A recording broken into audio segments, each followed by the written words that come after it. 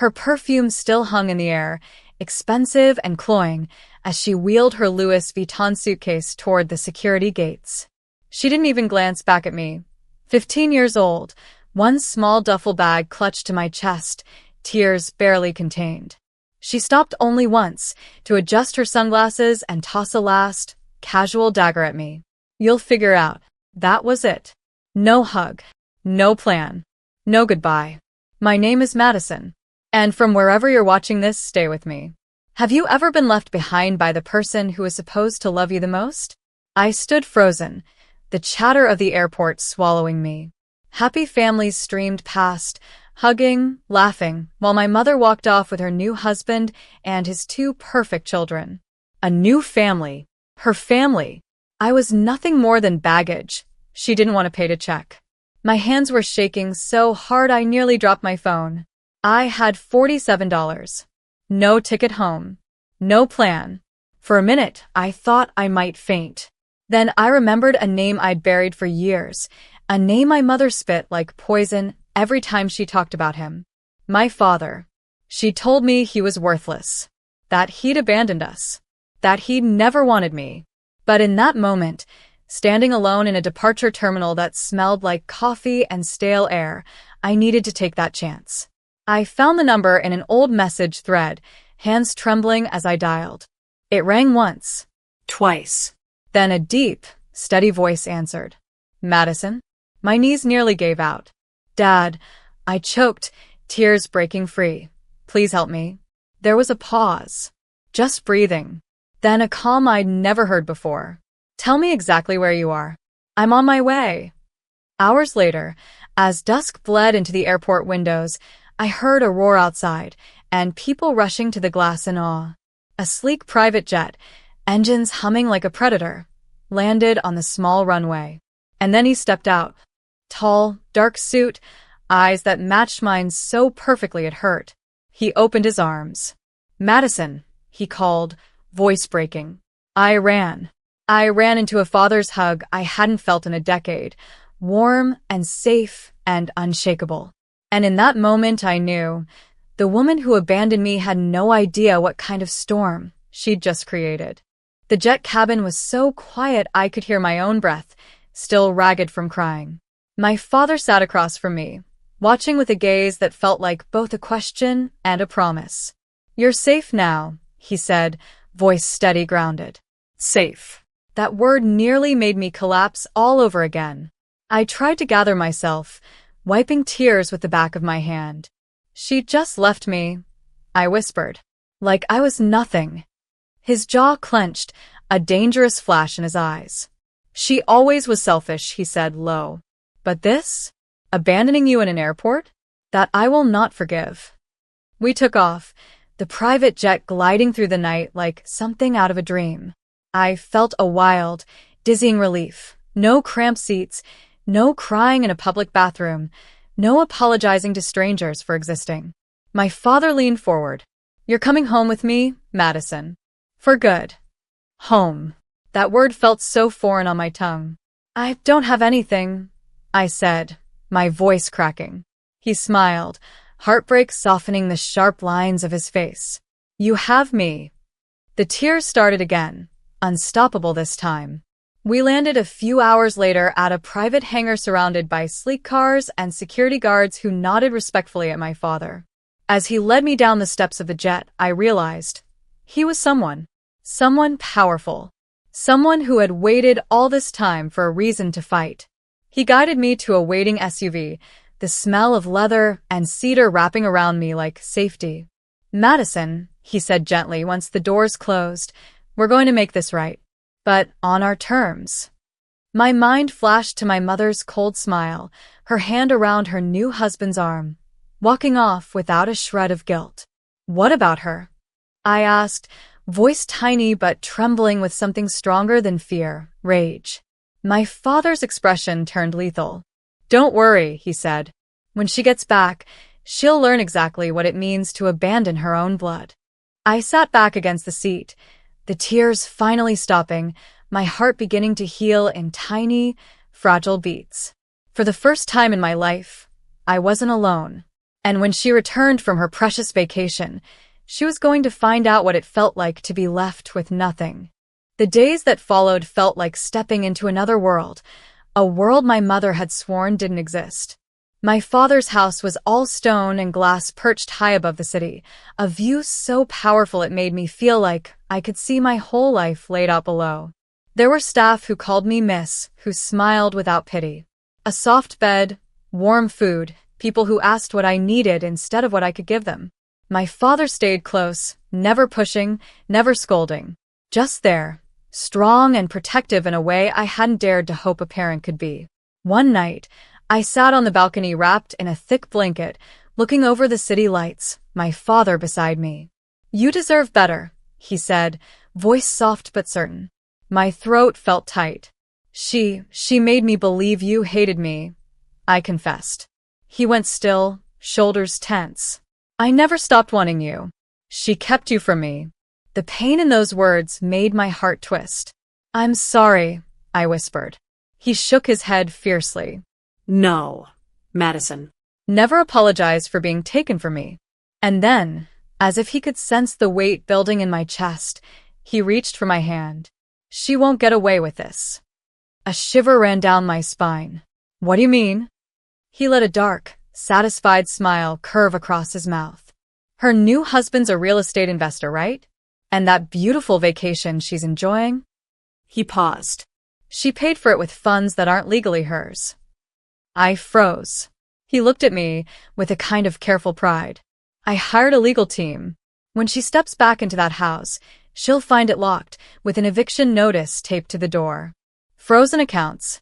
No place to run." My heart thudded so hard I felt dizzy. You'd really do that?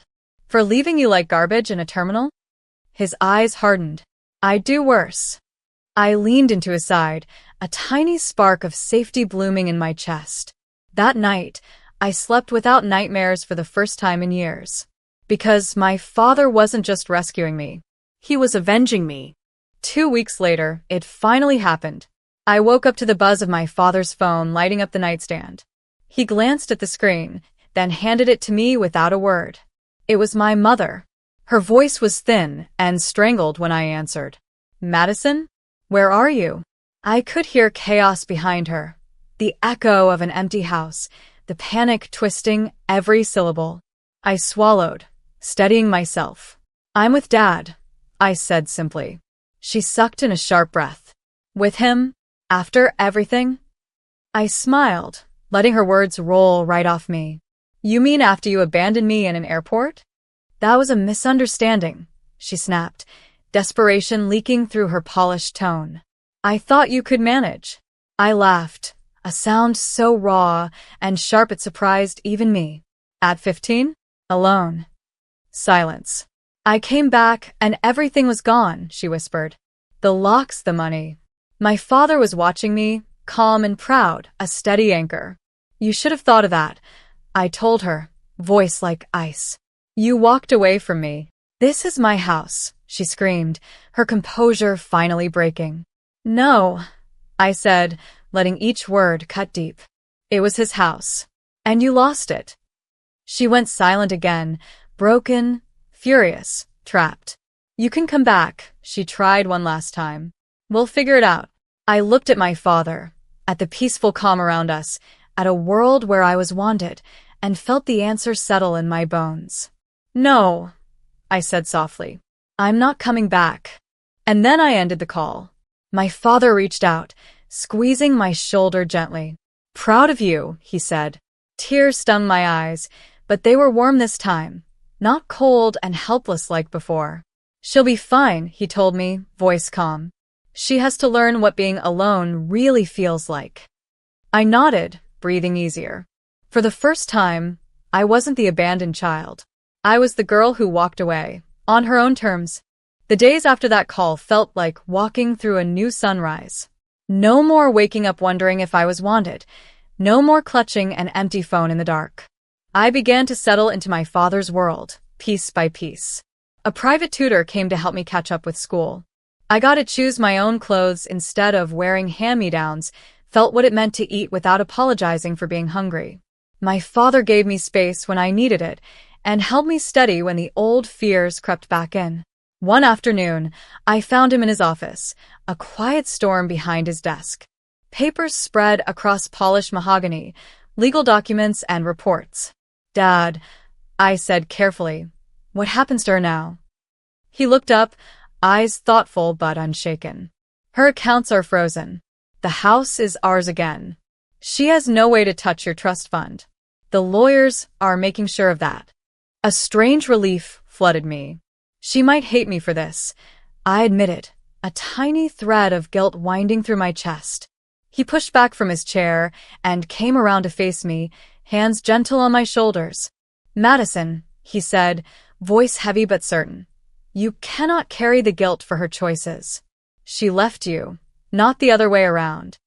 A tear slipped free, but I let it fall. "She was supposed to be my mom," I whispered. He nodded, grief flashing in his own eyes. "She was supposed to protect you. She didn't. I will." A calm strength spread through me. I realized then that love could be fierce and gentle at once, and that someone could fight for me without making me feel small. Later that night, I lay in my new room, warm and safe, no shadows in the corners. I scrolled through old photos on my phone, pictures of birthdays where my mother smiled too wide, parties where I stood off to the side. I deleted them one by one, and when I finally put the phone down, I felt a weight lift that had been chained to me for years. My life didn't belong to her anymore. It belonged to me. A week later, a letter arrived, official, cold, stamped with legal threats. My mother's name scrawled across the bottom, dripping with false outrage. She was contesting the eviction, claiming emotional harm, claiming I'd been brainwashed. I almost laughed reading it. My father sat calmly across from me, skimming the pages, unbothered. "This is desperation," he said flatly. "She has nothing." I exhaled, relief mixing with a strange ache. Why won't she just let go? His eyes were steady, unshakable. "Because she's losing power. And people like her don't know how to live without it." The lawyers were swift, sharp, methodical. Within 2 days, they had shut down every claim she'd tried to make, leaving her letters nothing more than worthless threats. When I came down to breakfast the next morning, Dad was reading the news on his tablet, a small, satisfied grin on his face. "It's over," he told me. "Legally and financially. She can't touch you. Ever again." The quiet around me felt impossibly huge, like stepping into a cathedral of freedom. I sat down across from him, spoon stirring cereal that suddenly tasted better than any luxury meal I'd ever had. "Thank you," I whispered. His gaze softened. "No, Madison. Thank you for surviving, for trusting me to bring you home." I swallowed hard, emotion catching in my throat. He reached for my hand across the table, steady and strong. "You're safe now," he repeated like a vow. That night, I stood on the balcony, looking at the city sparkling below, and thought about her, my mother, sitting somewhere alone, the walls closing in on her, learning what abandonment really felt like. And somehow I didn't feel cruel. I felt clean, because I hadn't ruined her. She had done that all by herself. And now, I was free to build something better, something that could never be torn apart by anyone's selfishness again. Spring crept in quietly, soft breezes replacing the sharp winter air. I'd started classes again, this time at a school that actually cared about my future. My father made sure I had the best teachers, the best counselors, the best chance. Slowly, I learned how to laugh without flinching. Sometimes I caught myself reaching for my phone, expecting a cruel text from my mother, but then remembered she couldn't reach me anymore. That realization felt like a second heartbeat, steady and strong. One afternoon, after class, I walked into my father's office to find him on the phone, calm as ever. "Yes," he was saying, "she has no legal claim and she knows it. Let her scream." He saw me in the doorway and ended the call with a quiet, final click. "She's trying again?" I asked, a small spark of old fear stirring. He nodded, but a smile played on his lips. "Letters. Useless threats. Nothing that can touch you." I let out a breath I didn't know I'd been holding. She doesn't get to own you anymore, Madison, he reminded me gently. Not your heart. Not your story. I stepped closer, hugging him tight, burying my face against the familiar scent of cedar and something safe. Thank you, I whispered again. He pulled back, eyes warm. You did this, you know. You survived. I'm just giving you the place you always deserved. His words sank deep, planting something powerful inside me. That night, I dreamed of her, my mother, standing at the airport, her designer suitcase in hand, but no one left to abandon. I woke up feeling light, untethered. I was no longer the girl she'd left behind. I was the girl who had rebuilt herself. The girl who had chosen love, real love, over her mother's shallow, rotting version of it. And that truth was worth more than any revenge could ever be. The morning was warm, sunlight spilling over the marble floors like forgiveness. I stood by my bedroom window, looking out at the life I'd built piece by piece, far from the poison she'd left me drowning in. My father tapped on the door, smiling. Ready? I nodded, slipping on my jacket, calm and sure. Today was the court hearing, the final chance my mother had to twist the story. But there was no fear left in me, only certainty. We drove together, silent, the quiet between us filled with an unspoken strength. When I stepped into the courthouse, I saw her sitting on a bench, alone, looking smaller than I'd ever seen her. No perfect husband, no shiny kids, just a woman who'd burned everything down around herself. Our eyes met. Something in her face cracked. Madison, she said, voice brittle. We can still fix this. I held up a hand, steady. No, I told her, letting every bit of calm pour through me. I'm done. Her mouth fell open, but the bailiff was already calling my name, already confirming what my father's lawyers had proven. She had no rights to my trust, no rights to me, no rights at all. She tried to follow me out of the courtroom, but security stopped her. I looked back once, saw her reaching for me, and felt nothing. No hate, no pain, nothing. Because she was a ghost now. Back in the car, my father squeezed my hand. How do you feel? I took a deep breath, letting it fill every corner of me. Clean and bright. Free, I said. He smiled, pride and love shining so clear it almost hurt. Then that's all that matters. As we pulled away, I looked out at the world rolling past the window. Wide, open, waiting for me. I wasn't the girl left at an airport anymore. I was the girl who found a way home. And this time, no one could take that away from me. If only you were a son, this embarrassment wouldn't have happened.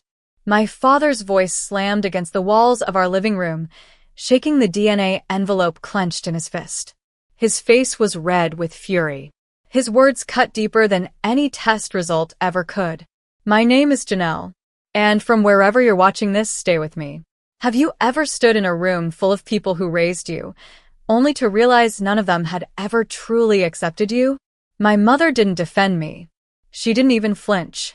Instead, she crossed her arms, leaned back in her chair, and smirked. I always knew, she said coolly. She doesn't look like us. She doesn't feel like us. I mean, look at her. Quiet. Awkward. Too soft to belong in this family. The room buzzed with shock. My brothers looked at me like I was a ghost. Like the idea of me being different suddenly explained every slight, every exclusion, every time I was treated like a stranger in my own house. And still, I didn't speak. I didn't scream. I didn't ask why a 23andMe kit suddenly gave them permission to unravel my entire life. I stood there, silent. Not because I was broken, but because I was listening. I was watching the way my father clutched the paper like it was some holy truth. The way my mother's eyes darted, not at me, but at her purse, resting just beneath the table. That's when something shifted inside me.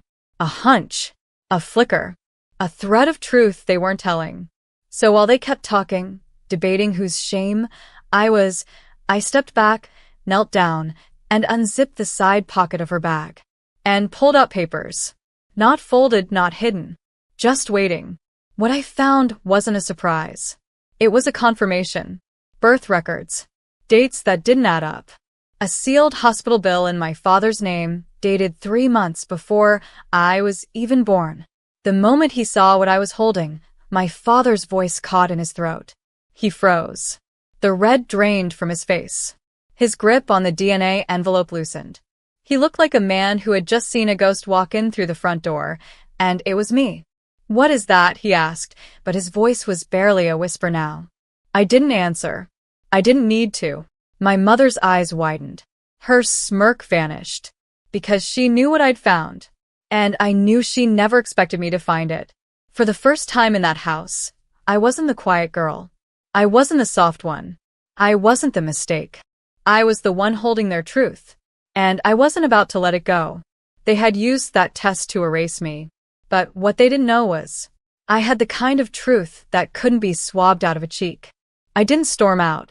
I walked out slowly, with the envelope in one hand and their secrets in the other. That was the last time they saw me as weak. Because the next time they heard my name, it would be in a courtroom. And this time, I wouldn't be the one on trial. They always treated me like I was a stranger wearing their last name. Growing up, I didn't know what love from my parents felt like, only tolerance. I learned early that silence was safer than questions. That speaking up got you labeled too sensitive, while obedience earned you nothing. I watched my brothers get celebrated for the bare minimum, passing a math test, washing their own dishes, surviving football tryouts. Meanwhile, I brought home straight A's, won regional writing contests, kept to myself, and still got told I was taking up too much space. My mother rarely touched me. No hugs. No softness. Only criticism. She'd tell guests, "Janelle's a little odd. She's quiet. Just different." As if I wasn't right in the room. And my father? He treated me like a missed opportunity. Like every time he looked at me, all he saw was a failed dream, a daughter instead of the son he'd clearly wanted. By the time I was 12, I knew the rules of the house. Never correct my father. Never speak when mom's friends were over.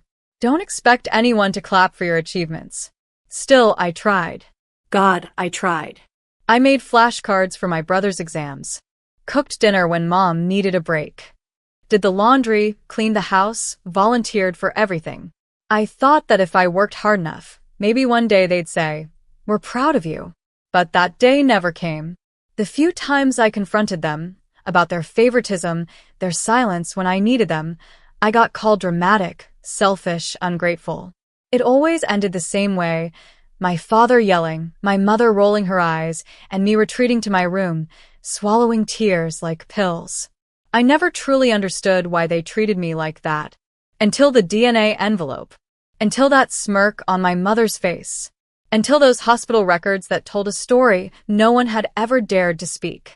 They'd always known. I wasn't just the disappointment. I was the reminder. Of a mistake. Of something messy. Of something they'd hidden, and I was the living, breathing proof. And yet they kept me. Not out of love. Out of image. Out of obligation. Out of fear that someone would start asking questions. But the irony? I never wanted to expose them. I never wanted revenge. Not until they tried to erase me first. That night, after I left the living room, I sat in the kitchen in the dark. I reread the hospital bill again and again. The dates. The names. The patient ID. It wasn't just a financial record. It was a map. A map to the moment the lie began. My father wasn't at my birth. Because he wasn't supposed to be. And my mother, she hadn't just lied to him. She'd lied to everyone. They built their shame into a story and cast me as the villain. But they forgot something. The quiet ones? We remember everything. And now I had proof. Not just of what they did, but who they really were. And if they thought I was done, they were about to learn what a daughter they discarded can do. I didn't sleep that night. My mind was a looping reel of every strange moment from childhood that suddenly made sickening sense. Like the way my mother flinched when a stranger once said I looked nothing like her. Or how my father never spoke about my birth. He told long, winding stories about the day my brothers were born, How he cried when he held them, how the nurse joked that they had his exact nose. But when it came to me, silence. At school, other kids talked about how their moms packed notes in their lunchboxes. Mine packed silence. Indifference. A bottle of water, maybe a bruised banana. And when I asked her about it once, she said, "Be grateful I didn't forget. I used to think I was crazy. That I was imagining the distance. That maybe I was too needy, too sensitive, too different." But now? I realized the truth. I wasn't different by nature. I was being pushed out on purpose. The birth records I found in her bag weren't just from a hospital I didn't recognize. They were dated 3 weeks before the date on my official birth certificate. And the father's name listed? Unknown. The lie started the moment I was born. I spent all night researching the hospital. It was in another city, 2 hours away. A small private maternity center, shut down years ago. But digital records? Still existed. And with a little digging, I found a list of medical staff on call that week. One name jumped out immediately, Dr. Harwood. The same last name as the man I once caught my mother arguing with in a supermarket parking lot when I was 15. She told me it was an old debt collector. I believed her. But my gut had never forgotten that moment. So I followed the thread. And with every click, the knot tightened. Dr. Harwood wasn't just a name. He was a well-respected OBGYN who practiced in 3 clinics over 25 years. I found a photo. He looked like me. Brown eyes. High cheekbones. Same dimple on the right cheek when he smiled. I stared at that photo for a long time. My hand trembled on the mouse. The screen glowed like it was daring me to accept the truth. And I did. I realized, in a single breathless second, why my mother smirked when the DNA results came out. She knew my father wasn't my biological parent. She had known for over 2 decades and said nothing. Instead, she let him carry the bitterness of a child he didn't believe was his. She let me carry the weight of that resentment every day of my life. And when the test came back inconclusive on paternal match, she seized it like a weapon. But here's the twist. It wasn't my father's rage that exposed the truth. It was her arrogance. She'd kept the paperwork like a trophy. She never thought I'd go looking. But I did. And I wasn't done. If they wanted to play with identity, fine. But I would pull every thread. I would follow every clue, find every lie they hid, and bring it into the light. They made me question my place in this family. Now it was their turn to feel like the outsider. Because blood doesn't make a family. But betrayal? That makes enemies. I didn't rush. That's the thing about real revenge. It's not loud. It doesn't shout. It waits, sharp and silent, until the perfect moment. I started by ordering a certified copy of my original birth certificate. Not the one my parents gave me, the one they used to enroll me in school. I went through the state health department and requested the record using the hospital name I found, Ridgeview Women's Medical Center. A week later, the envelope arrived. And when I opened it, everything fell into place. Date of birth, April 2nd. Mother, Evelyn Carter. Father, left blank. And there it was again. Attending physician, Dr. Malcolm Harwood. I stared at the document like it was a mirror. I wasn't angry. Not yet. I was quiet, focused. I scanned it, saved it, and locked the hard copy in a drawer. Then, I called Dr. Harwood's office. I didn't tell them who I was. I asked if he was still practicing. They told me he'd retired 2 years ago. I asked if they could forward a letter to him. They agreed. That night, I wrote it all down. Dear Dr. Harwood, I believe you were the attending physician at Ridgeview on April 2nd, 1997. I believe my mother is Evelyn Carter. I have reason to believe you knew her. I'm not asking for anything except truth. If you're willing to speak, I'd like to meet. Not for confrontation. Just for closure. Janelle. I mailed the letter. And then I waited. While I waited, I worked on part 2 of the plan. My mother's arrogance had always been her weakness. She flaunted control. Loved being one step ahead. But she'd gotten sloppy, confident that I was still the same quiet girl who swallowed pain instead of fighting back. So I started pulling threads where she couldn't see. First, I contacted a cousin on my father's side, Aunt Lydia's daughter, Tara. She was the only one in the family who'd ever shown me warmth. Asked if she'd ever heard anything strange. She hesitated, then said softly, "There were rumors. Mom said your parents had a rough patch before you were born, that your dad moved out for a while." That was it. That was the crack in the wall. They'd separated. Briefly. And when he came back, my mother was already pregnant. It all made sense. He came back out of guilt, maybe obligation. But doubt always festered underneath. And my mother, rather than admitting what happened, used that doubt as a weapon. She let him simmer in resentment. Let him believe I wasn't his. Maybe he was. Maybe he wasn't. But she fed that bitterness and let it rot into rage. And that rage turned into the life I lived. Years of distance. Coldness. Words like, "If only you were a son, stop being dramatic, be more like your brothers." Now I was done hiding. My plan wasn't to scream at them. It was to expose them. Let the family see who they really were.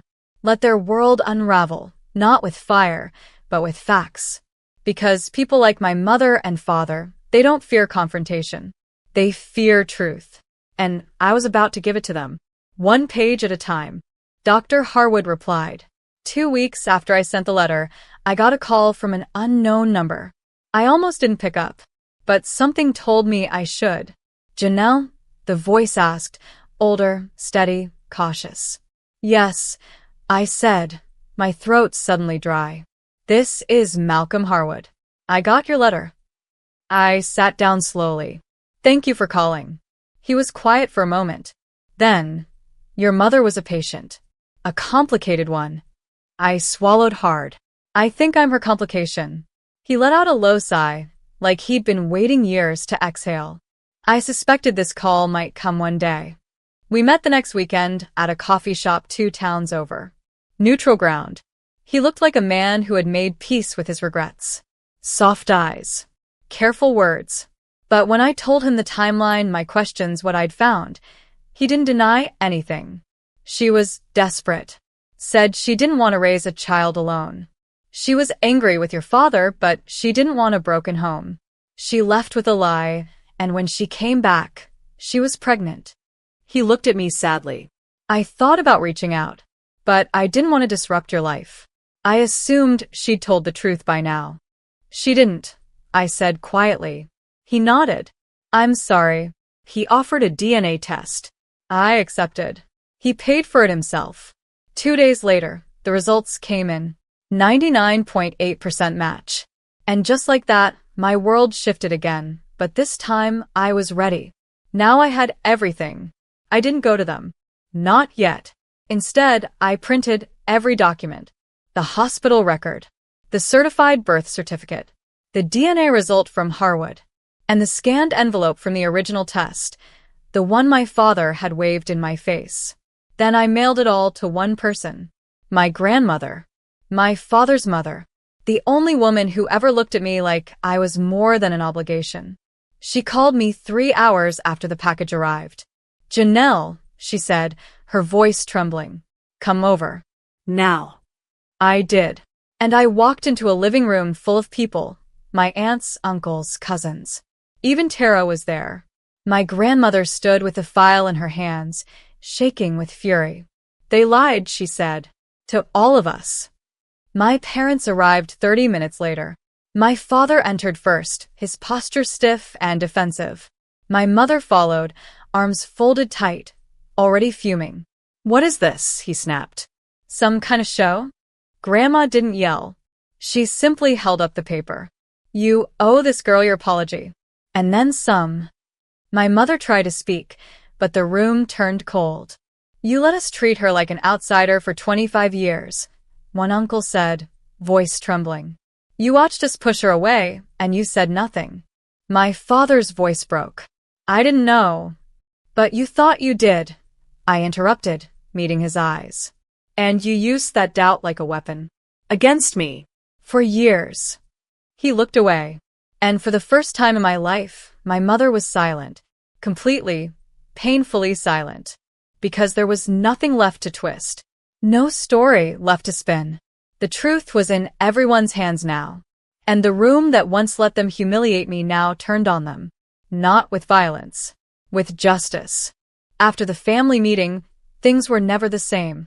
My parents didn't say a word to me as they left my grandmother's house that day. No apology. No explanation. Just silence and shame trailing behind them like smoke from a fire they could no longer hide. But I didn't need their words. I had the truth. And now, so did everyone else. The ripple effect was immediate.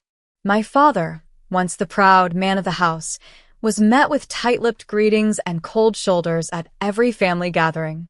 No more stories about his glory days. No more command of the room. He had built his entire identity around loyalty and legacy. And now everyone knew he'd failed on both.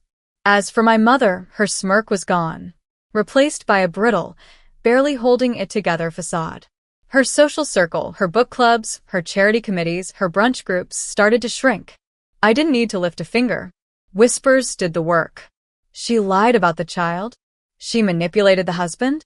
She let her daughter grow up under resentment to protect her own image. Truth has a way of moving fast when it's been caged for too long. At home, the dynamic shifted too. My brothers, who once parroted our parents' indifference, suddenly looked at me like they were seeing a person for the first time. Tara told me that one of them, Nathan, had come to her in private and said, "I think we messed up. We treated her like nothing, and she was carrying all of this alone." I didn't reply. I wasn't interested in guilt without growth. Meanwhile, my grandmother, bless her, became my fiercest advocate. She invited me to every family dinner, bragged about my work, introduced me to her friends as her strongest granddaughter. She even framed a copy of the DNA result and placed it in her study, not to shame anyone, but to remind herself, as she said, of how powerful truth can be when it finally finds daylight. It wasn't revenge, I felt. Not exactly. It was relief. Like I'd finally set down a weight I'd been carrying for years without knowing what it was. But the collapse of their perfect little image didn't stop at reputation. Remember the house I grew up in? The one filled with cold dinners and colder stares? It wasn't even in my father's name.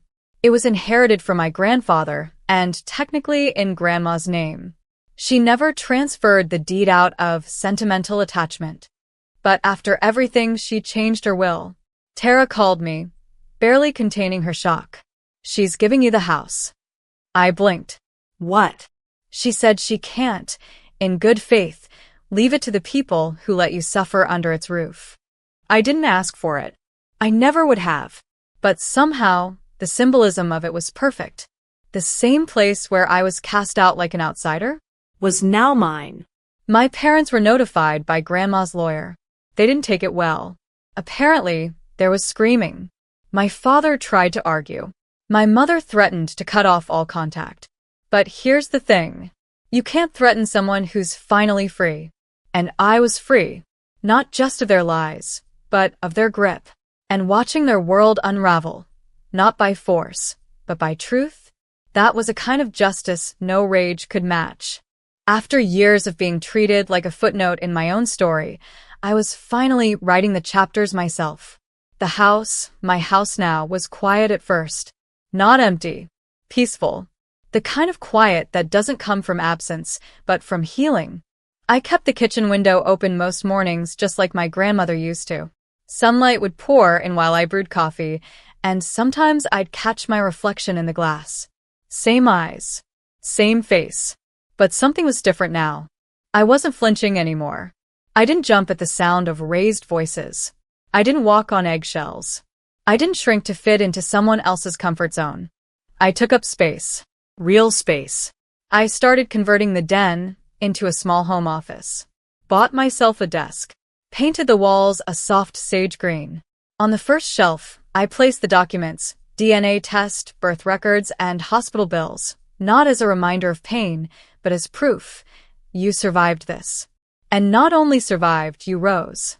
With my grandmother's encouragement, I applied to speak at a local women's event. The theme was unspoken truths. I hesitated at first, Public speaking wasn't something I ever saw myself doing, but deep down, I knew this story had power. Not for revenge. For reclamation. So I said yes. I stood on a stage in front of a room filled with strangers, and I told them what it felt like to be raised in a home where you were never fully seen. What it felt like to be gaslit by the people who were supposed to love you most. To have your identity treated like an inconvenience.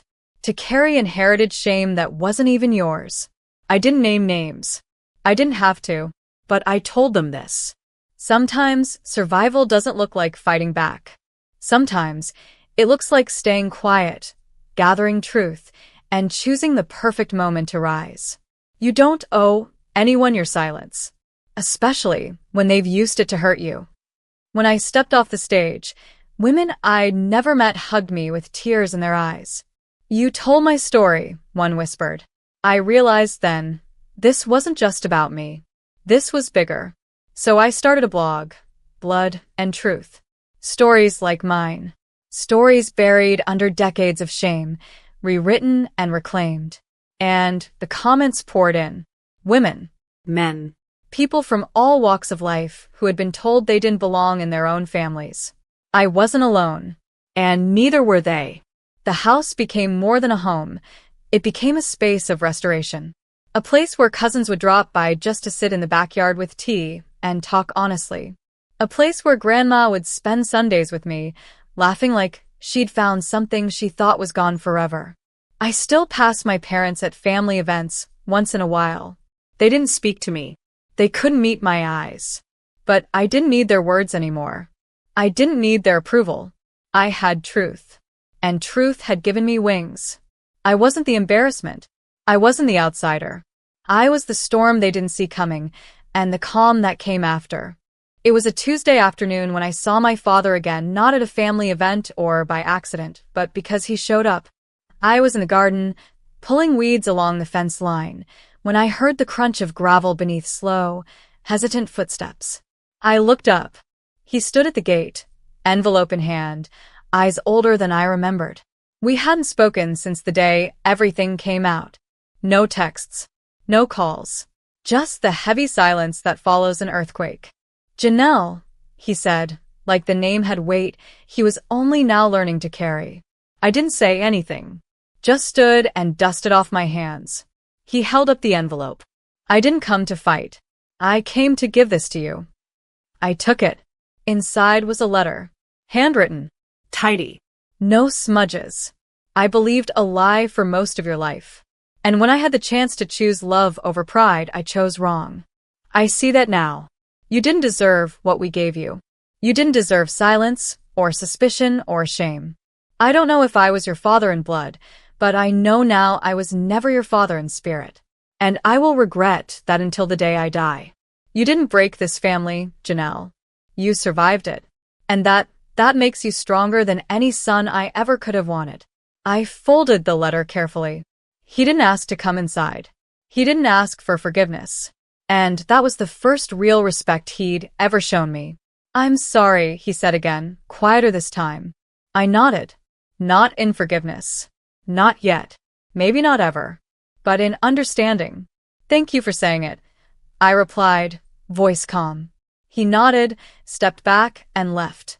Later that evening, I sat with my grandmother on the porch, the sky bleeding into gold and lavender. She watched me, with the kind of pride that doesn't need words. You know what I love most about you, she said, sipping her tea. You never tried to destroy them. You just showed them the mirror. I smiled. Sometimes the mirror is punishment enough. We both laughed softly, because it was true. I could have exposed them to the world, shamed them publicly. But instead, I let the truth do the work. The quiet, patient, undeniable truth. And that truth had already rewritten my legacy.